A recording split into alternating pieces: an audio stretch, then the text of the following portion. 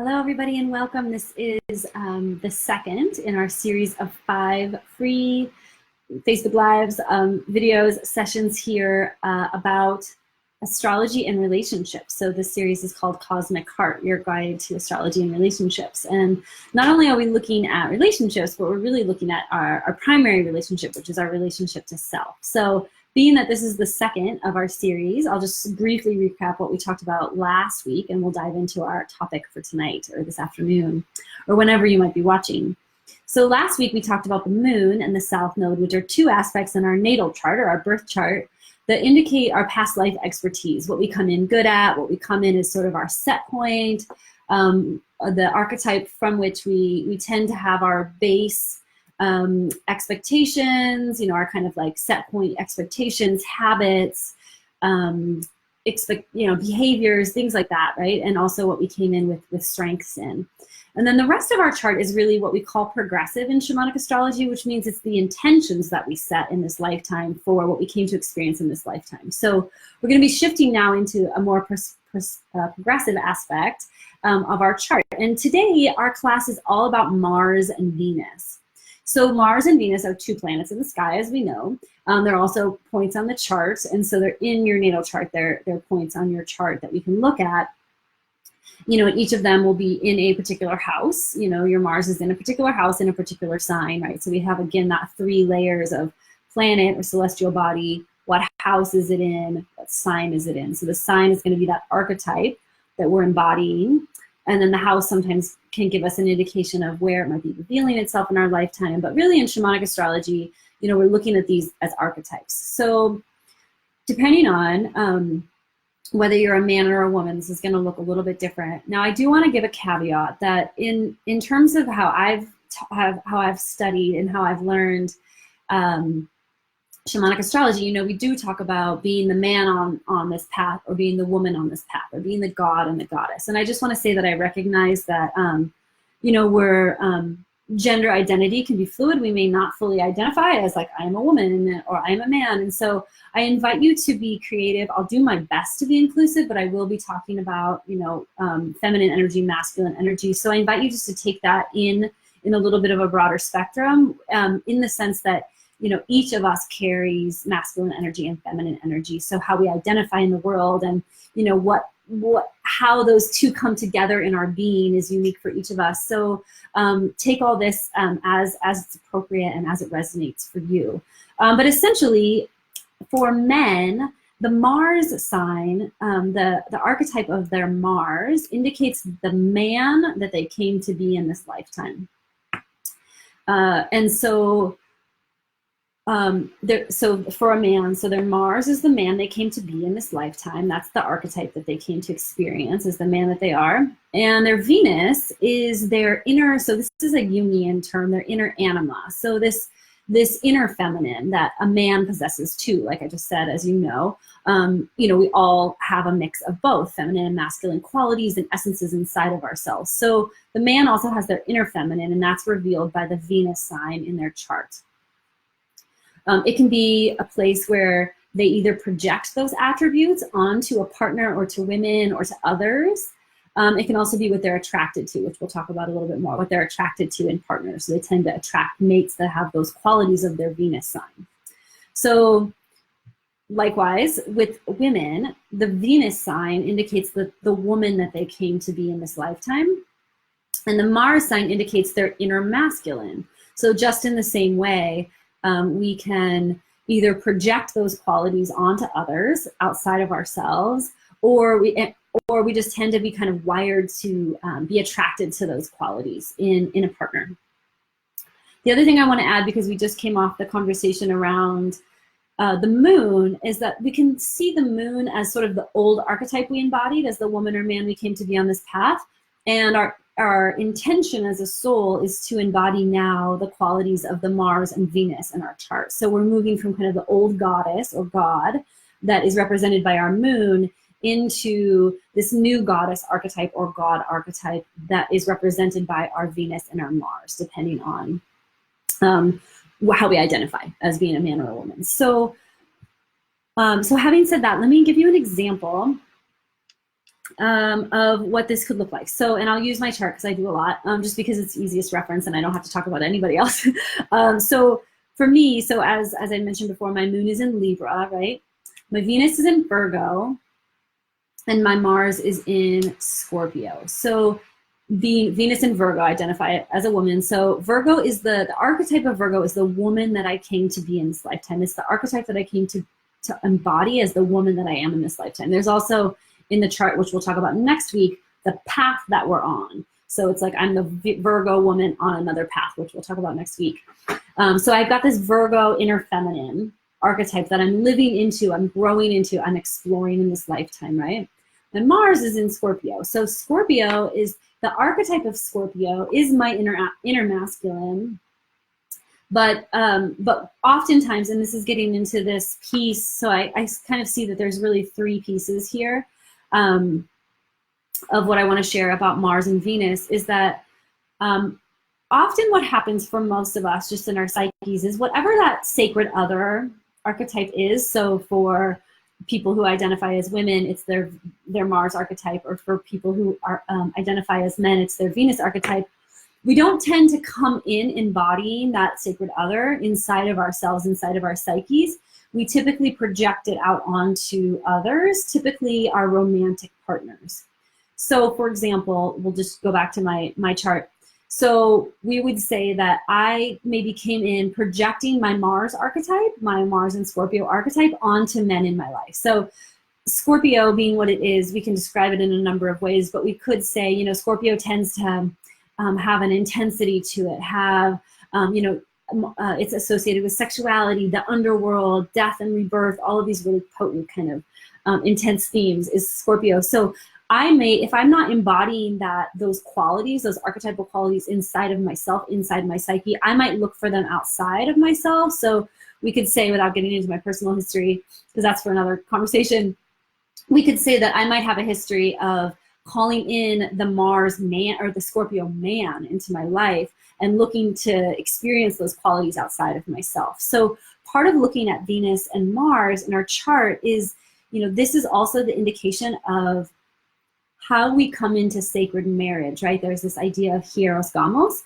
sacred marriage, the divine marriage of the masculine and feminine within our own beings. So part of what the chart can do for us is illuminate what is the inner feminine, specific feminine archetype that I'm wanting to build into, to grow into, to become in this lifetime, and what is this inner masculine archetype that I'm wanting to embody and weave into my life and inhabit, you know, have it be part of who I am, walk with it in this lifetime. And so, as I said, we often project that sacred other onto others, onto people outside of ourselves. And so part of the journey that can be revealed by shamanic astrology is what is the inner work that we can do to come into wholeness. So for example, for me, my work is to embody this Venus archetype of Venus in Virgo. And then what I want to do is, instead of continuing to look for this Mars and Scorpio outside of myself, I want to actually cultivate and get to know those qualities inside of me. And there's this idea, you know, part of how it's languaged in shamanic astrology is if we can walk with our inner masculine as a woman or our inner feminine as a man on our shoulders, we don't have to find them outside of ourselves. We can actually have more choicefulness in our partnering because we're not unconsciously projecting that sacred other onto others. We can embody it ourselves. We can be whole. We can have that sacred union. And from that place, we can enter into partnership in a different way. So for me, if I'm to embody my inner Scorpio qualities, then I don't have to keep projecting them out onto someone else. I actually can have them inside. So I might still be attracted to the Scorpio archetype in men, for me personally, but I can have more choicefulness and I can have more consciousness around that and what I'm up to. So the other piece, there's a lot to share here, as always. There's another piece is that attraction doesn't always equal what's best for us or what's in our highest intention in partnership. So for example, you know, I have my Mars in Scorpio. Scorpio can be an intense sign. I might be attracting powerful, intense engagements with relationship, but that might not be what I came to actually, that might not be for my highest good in relationship. So we want to be able to have choicefulness where just because we're attracted to something unconsciously, Doesn't necessarily mean that that's what we actually want to experience, like the highest and best for ourselves might not be that. So when we can come into awareness of like, oh, subconsciously, or just sort of how I'm wired, I tend to attract this sort of mate. But when we look at the rest of the chart, which we'll do throughout this series, we can also see, but what I really came in to do, so for example, if I came to experience, you know, a really soft, nurturing, kind of gentle partnership experience in this lifetime, which might be indicated by other parts of my chart.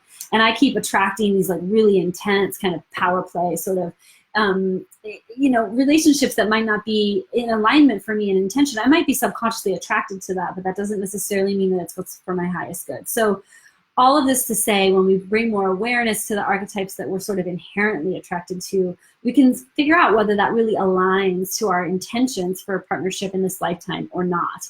And even if you take it outside of the chart, you know, you can look at like, what do I want to experience in my relationships? And you can just bring more choicefulness and consciousness to the journey of relationship rather than just this default, like, gosh, I don't know why, but I always go for the same type, which may be revealed by your opposite planet. Opposite gender planet. So, okay, so we talked about that. So yeah, so we often attract or feel attracted to our other signs archetype. And so ultimately what we want to do is cultivate that inside of ourselves. So let me bring this to an application before we close. So the application for this, well, first of all, the first thing you'd want to do is go to your chart and find your Venus and your Mars, what signs they're in, right? So the Venus and Mars signs are like the symbols for man and woman. So the woman sign, the Venus sign is that circle with the cross underneath, kind of like a person. And then the Mars is that circle with the little arrow shooting up, right? Those are like the classic like man, woman signs. They're also represent Mars and Venus. So Venus is the sign for female and Mars is the sign for male. So you can go in your chart, locate those, figure out what archetype each of those is in for you. And then if you identify as a woman, you'll take that Venus archetype as like your inner feminine. Really doesn't matter. I mean, it is however you identify. You'll see those two archetypes as representing the masculine and feminine inside of you.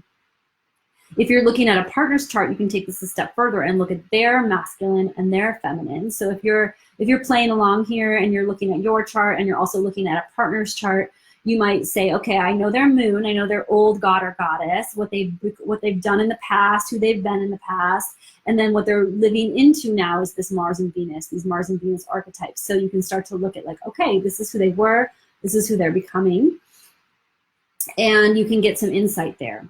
So one of the things I'll say too is that knowing, so if you're a woman, so if you're in partnership with a woman or a female identified person, knowing your woman's Venus can be a key to helping her feel safe in intimacy. So you can know what she needs in order to feel safe, in order to feel like she's being honored for the woman that she is. And vice versa, when we know if we're in partnership with a man, if we know their Mars archetype, we can know what makes them feel safe and loved and what they need as the man that they are in the relationships that we have with them. So we can start to see some of the needs that they might have, some of the intentions that they have to become, you know, who they're working out, who they're evolving to become in this lifetime, and we can support that. Okay, let's see. I'm going to take a pause and see if there's anything else to share. All of this, and there are some additional examples, all of this is in the ebook that I have on my website, sacredhearthealingarts.com. There's a free ebook there called Cosmic Heart. A lot of the material we're covering here is also covered there. And what you can also find there, so once you find your archetypes, you can actually go to that ebook and look for, I forget what page it's on. I think it's page 18. I could be wrong. I might just be making that up. It's in there. It's a chart that goes through each of the archetypes, each of the zodiac signs, so Aries, Taurus, Gemini, Cancer, etc. So you can go to that chart once you've identified what your Venus is and what your Mars is, and perhaps your partners as well. Go to that chart and read those archetypes and read them as, you know, this is the woman I came to be, this is the man I came to be, or this is my inner feminine, this is my inner masculine. You can read more about that archetype and see how much it resonates for you, how much you relate to that. You know, you might also look at that opposite planet sign and go, oh, is this who I've been attracting into my life subconsciously or unconsciously? And then also you can look at this sacred marriage. So if these are the archetypes of masculine and feminine that I'm working with in my lifetime, how do I embody these qualities in my own being? You know, how do I maybe perhaps stop looking for someone else to embody them in my life and actually embody them myself? And how might I do that? So for example, with my chart, you know, I look at this Scorpio and Mars, and that's been part of my journey for the last couple of years, is like, how do I actually embody this Scorpio archetype inside of myself so that I own my inner masculine, I embody my inner masculine, so that I don't need to project it out onto others, onto men. I can have it myself. And then when I go into relationship, I just have more choicefulness, more consciousness around what I'm attracted to, what I'm actually wanting to experience and bring into intention in relationship. And I can just be more whole inside of myself because I have both of my archetypes activated and growing and evolving inside of me, instead of me feeling like there's something outside of me that I need to have to interface with in order to be whole.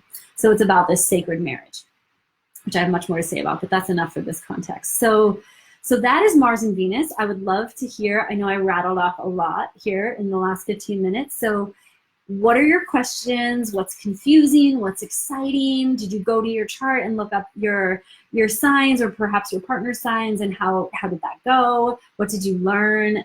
What questions do you have? I'd love to answer any questions. So this is class 2 of 5. So we already talked about the moon in the first session, Mars and Venus today. Our next session will be about the rising sign and the descendant, so the ascendant and descendant in the chart. And this is going to give us our relationship intention, so what we came to experience in relationship in this lifetime. And there are 6 different kind of configurations of how that can look according to shamanic astrology. So we're going to be diving into that in the next class, so come back next Monday. I'll give a heads up in the Facebook of what time I'm going live, but of course listen to the replay. You should be able to find below in another post like where to go get your chart. I do have like a quick little tutorial on how to read your chart. So you can like, what is this wheel with all these symbols and signs and colors on it? It gives you a tutorial for how to look for the different aspects in your chart so that you can actually use what we're doing in this class to apply to your life, so that you can actually use this stuff to enhance your own experience and come into greater awareness of self and self in relationship with others and others as well. So I hope it's been useful. Thank you so much for your time. And I look forward to talking to you next week. All right. And I welcome your comments too. So I'd love to hear how things land with you from this Mars and Venus chat. All right. Take care. Bye.